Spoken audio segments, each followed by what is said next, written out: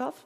Yeah, so I think what's important for policy is really to change the rules of the game, no? So that sustainability becomes the easier choice, not just for the people, but also for the companies, no? So I think an important measure in Switzerland was to have support for renewable energy, for energy efficiency, but also then changing the way districts work. For instance, in Zurich, we have a lot of districts where you actually don't need a car because all the activities, no, school, buying something, everything you can do in walking distance, no?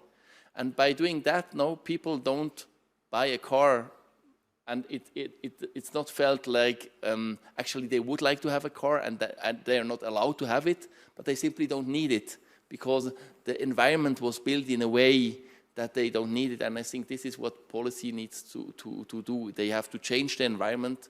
So a sustainable lifestyle, a lifestyle in harmony with nature is the easiest way to go. And also for the companies, no? And here perhaps a last point. I really like what you said on following through, no? We had all these nice commitments. We had the Paris Agreement. We also here at World Economic Forum have every year very nice commitments. What's important is really to follow through and also to shed the light. Sometimes you're very critical with those who are acting, say there are, and we need to be critical, no, and see that there's no greenwashing, but we should also put the light on those who are not acting.